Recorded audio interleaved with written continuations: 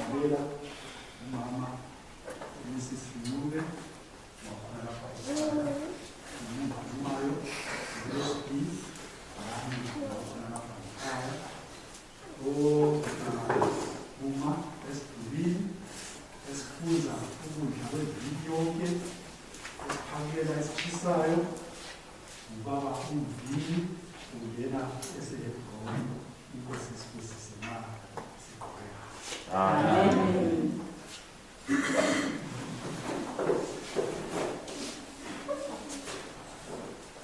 We're just reading number 54.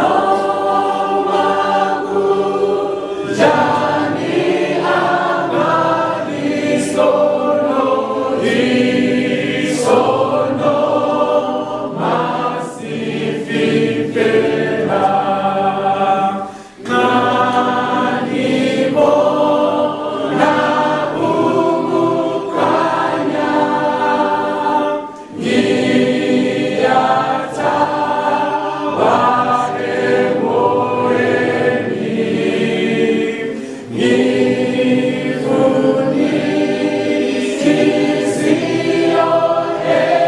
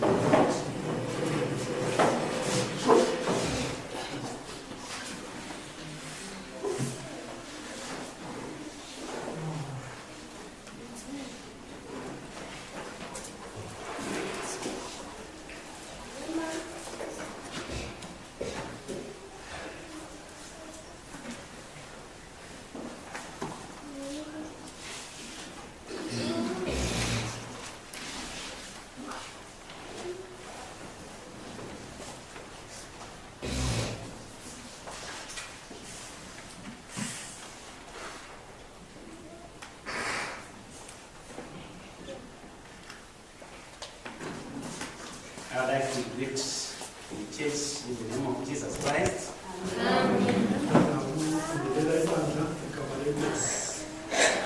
Today we are going to speak in tongues, but tongues that we can understand. Moses had a speech impediment.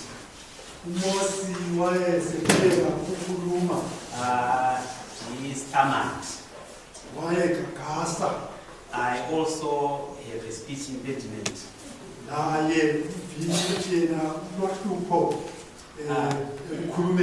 So, to avoid problems here and there,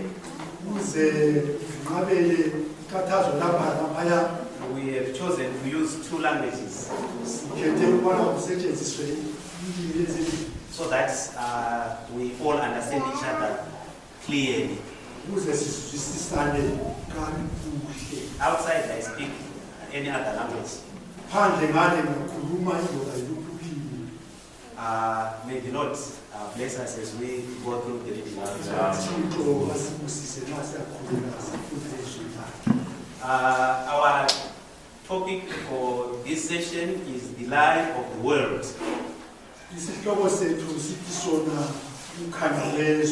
and taking the Constitution and the Education Acts.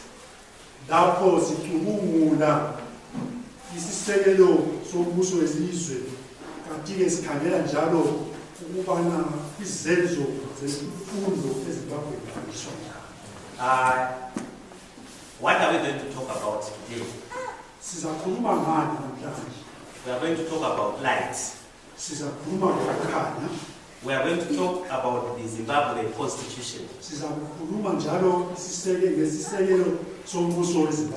We are going to talk about the Education Amendment Act 2020.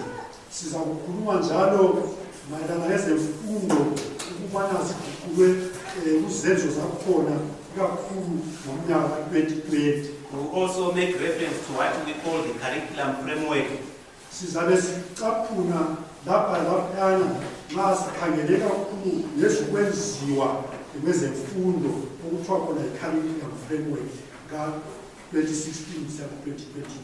And then in the afternoon we are going to look at education policies on learner welfare and safety.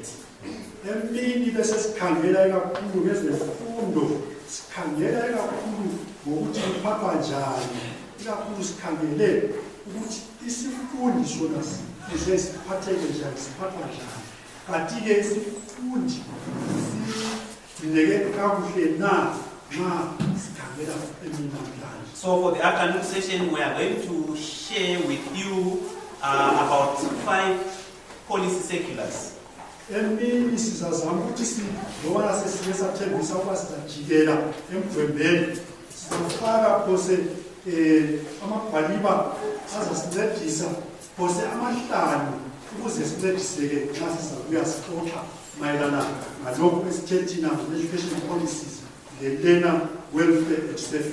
Most education policies come to us in the form of a letter.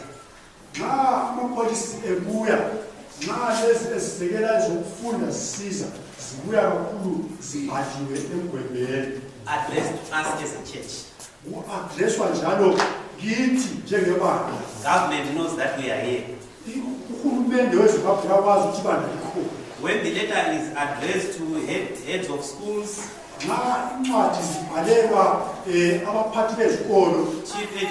chief directors, provincial directors, district schools inspectors, heads of primary schools, heads of secondary schools, they also address letters to responsible authorities.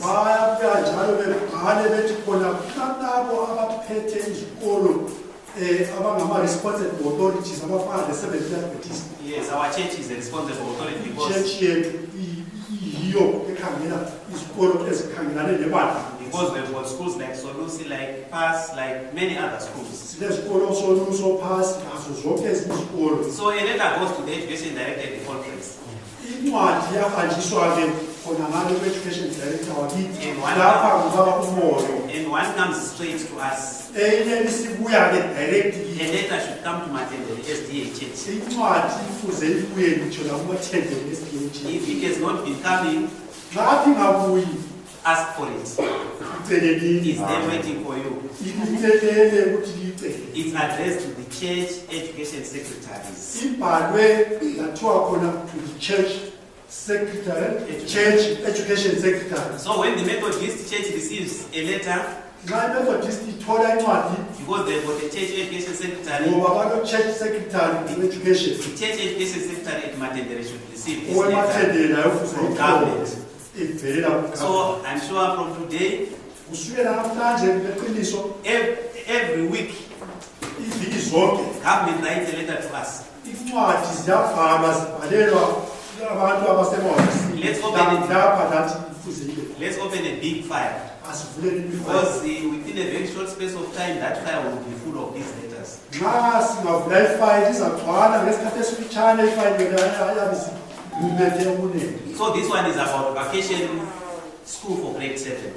leyi ibhalwe nge-vocation school for grade 7 It was written on the 2nd of August, ibhalwe kathesi nje sikhuluma ngomhlaka 2 August 2022.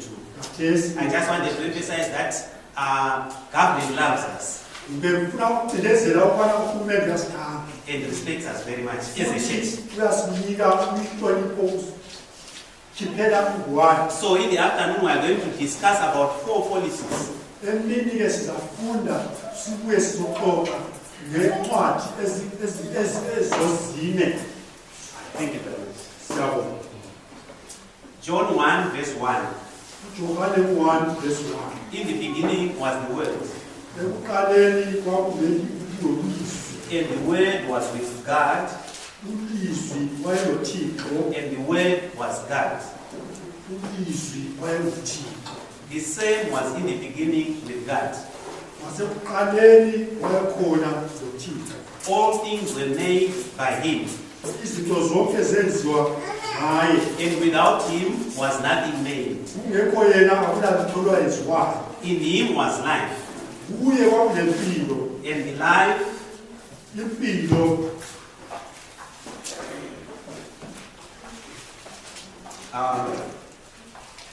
and the life was the life of man.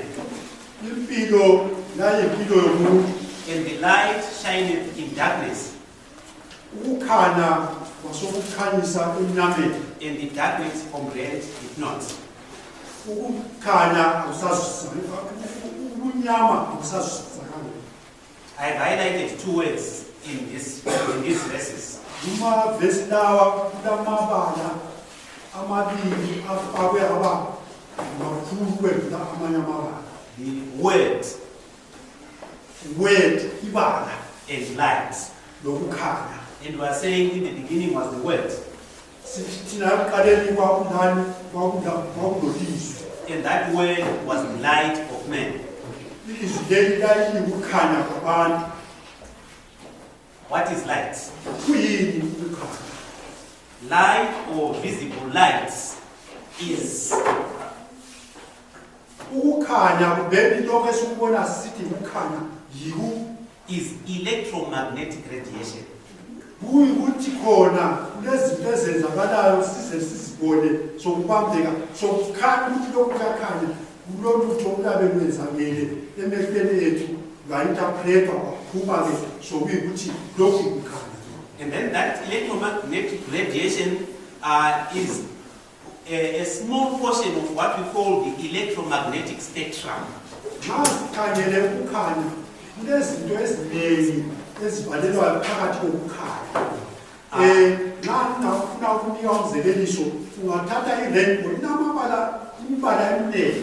So nxa sikhangela i-light sithi thina kulolutho olufuze luphume phakathi laphana ukuze kuthiwe khona lokhu sokukhanya. In physics, Labo abayenza eze-science physics the term light may refer to radiation of any wavelength. nxa bekhuluma nge-light bathi ukuthi khona into leyi yinto ehambayo ifuze ihambe media ethile ifuze ihambe entweni ethile ukuze kuthe khona kokukhanya. We may see it or we may not see it. Singakubona kumbe singakuboni. Colossians 1 verse 16. Colossians 1 verse 16. For by him were all things created, Ngaye konke kwadalwa that are in heaven okusezulwini and that are in earth, nalokho okusemhlabeni, visible and invisible, okukhanyayo nokungakhanyiyo. whether they be thrones Kungaba yisihlalo or dominions imibuso or principalities or imibuso yabomoya or powers, amandla all things were created by him and for him. wonke kwadalwa nguye ezidalela yena. Light. Ukukhanya. Like he said, when we talk of light, most of the times we limit ourselves to the light that we can see. Nxa sikhangela ukukhanya njengoba lesisho sijwayele ukusifaka ebhokisini sibe sesifuna ukubona kuphela ukukhanya okukhanyayo. But there is light that we cannot also see. Kulokho ukukhanya futhi njalo singakuboniyo, But we see what that light does. bese sibona lokho ukukhanya akwenzayo lokho esikubonayo. We said we've got the visible spectrum, Lalokho okukhanyayo esikubona ngamehlo, and that is what we see when we see the rainbow. yikho lapho esithina nxa sibona umthilo kakhosikazi. I'm sure in school we do that experiment. Esikolo siyawenza, You take white light, sithatha ukukhanya okumhlophe, and when you take that white light, ungathatha ukukhanya okumhlophe, pass it through what we call a triangular prism, ukusukudlulisa i-experiment yana abakwenzayo physics, triangle ethiwa yi-prism eyiglass, ungathatha ukukhanya khona kudlule khona laphana, take white light, it breaks it into 7 lights. iyaba isicezula ucazule kube yi-7 ukukhanya What we see in the rainbow. lokho esizakubona. So what we see as white light is not simply white light. Nxa sibona ukukhanya okumhlophe ayisiki ukuthi khona kumhlophe. If we had special eyes, Ngabe singaba lamehlo amehlo akhethekileyo, instead of seeing white, kulokuthi sibone okumhlophe we would see red sibe sizabona Orange. okubomvu, sibone okubomvu and all the colors of the rainbow. Nama-colours That is bonke what we would see. esiwaziyo. And that is actually, as we are seated right here, that is what is all around us. Nxa sihlezi khona lapha sokukhanya khona lokho esikutshoyo kwama-colours e-rainbow, konke khona lapha kukhona kithi khona lapha. And you have a cell phone with you. Nxa une-cellphone olayo khonapho, I'm sure you put it on silent, isn't it? uyayifaka ku-silent. If it was on, Ngathi ngaba on and your friend who doesn't know that you are in church umuntu ongakwaziyo ukuthi use-church would phone you, beza kufonela, and the phone would respond. ifoni ibizasalela, It will ring.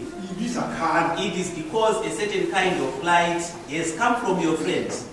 Kutsho ukuthi khona kunokukhanya okuthile okuvelele kumngane wakho ngalo. And it came to your phone, Wangena efonini yakho, and your phone responded. ifoni yakho yasinjani? Yasisabela. It's saying, I'm here. Yasisithi mina ngikhona. That is a kind of light. Umhlobo wokukhanya nawo.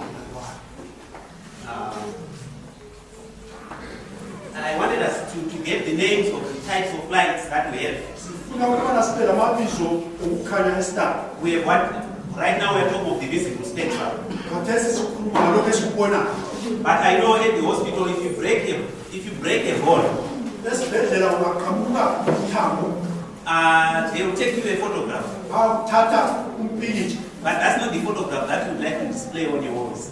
Ayisiyo photograph yakho ongayifaka emdulini uthe wayopicture phela. Because when they take that kind of a photograph, that takes only the bones. Impikitsha ozathathwa laphana uthatha kuphela amathambo. The power, the light that does that job is called, what is it called? Yes, X-ray. That's one other kind of light. So Light lelo ke bekukhanya lokuphala X-ray. they say it's a bit dangerous. We don't play around on X-rays, isn't it? Yes. And then there is a light called gamma rays. Kunokukhanya okuthiwa yigama. You know of nuclear power stations? Siyake sizwe ngama-station lawo kuthiwa khona ama-power station kuthiwa khona ngawe-nuclear. They are fighting about one in Ukraine now. Ukraine is the country which had Chernobyl. Yeah, Chernobyl. Ukraine and Chernobyl. Ukraine kulapho kwaba lengozi yenuclear ekwathiwa khona kule station esayithiwa yiChernobyl. It exploded. Sadubuka. And if you walked around Chernobyl,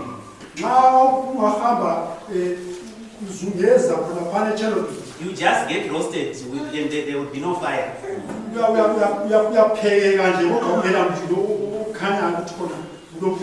Just as it happened in Japan when the atomic Hiroshima and Nagasaki, when that bomb exploded.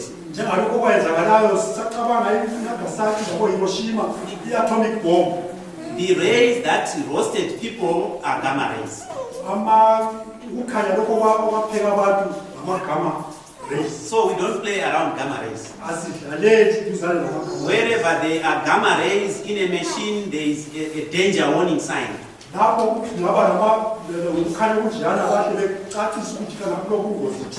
Then we also have ultraviolet rays.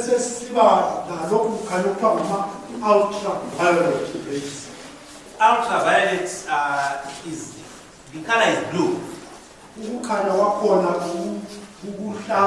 but more blue than the usual blue.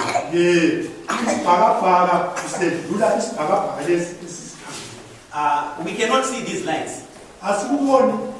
but because they exist and they have an effect on our bodies, we know that it exists. And then we have infrared. Infrared, you have some people who have been in big towns. You go to a hotel and you approach the door and you see the door opening on its own. Yes, you have cut across. There is a point that side and a point that side. If you pass by and break the light coming from that side going that side, you trigger a switch.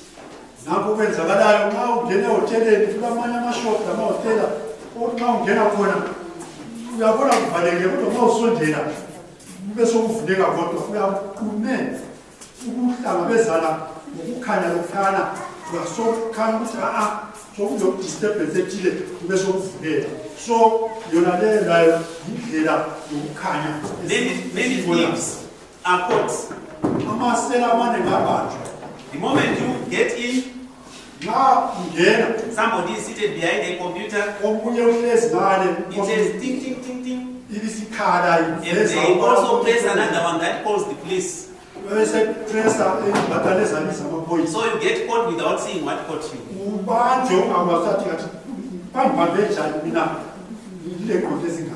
And then we've got, a lot of us have got these modern machines called microwave ovens.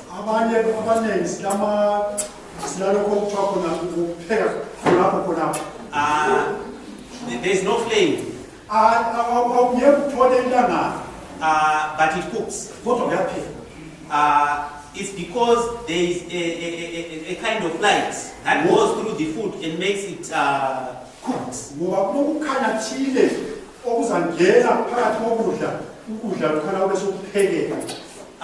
We don't see microwaves.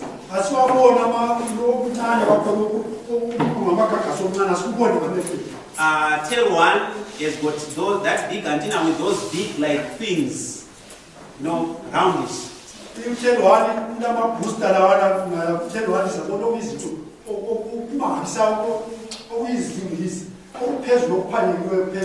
And there are boosters at watershed.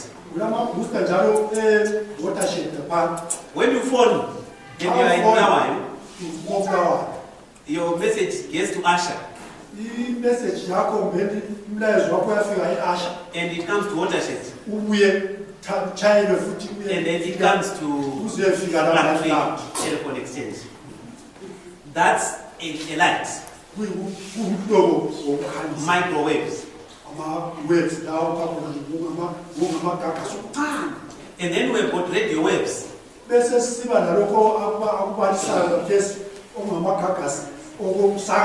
We here in country we get radio waves from Botswana.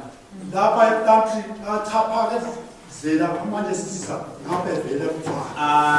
have problems in getting some from Montrose. But it doesn't mean they are not there. We can use your FM radio.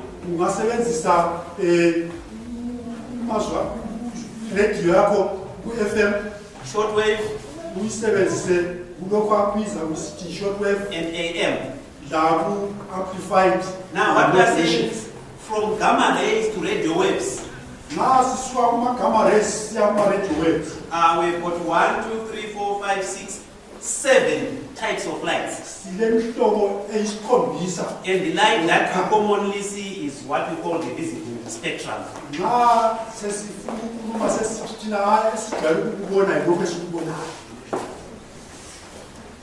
Now, lights. Light comes from our light. Most of our light comes from the sun, isn't it? And sometimes we get our light from the fire that we make. Sometimes we get our fire from the light bulb, electricity. What scientists have discovered is that light is speed.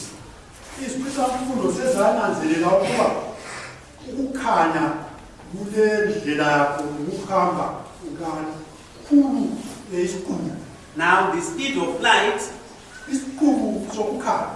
is 299,792,458 meters per second. Speed.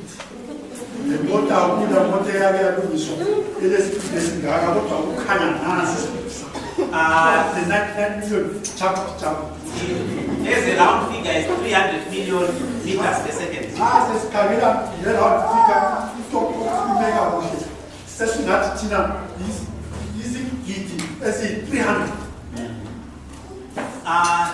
Just to emphasize, we know that light is very fast.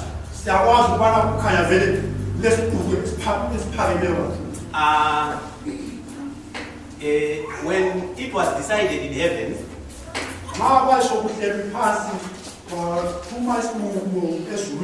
that Adam should be redeemed,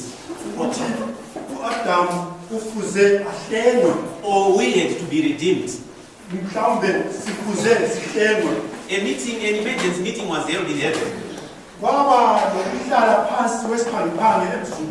And God wanted to find a very fast angel to send to earth to redeem us.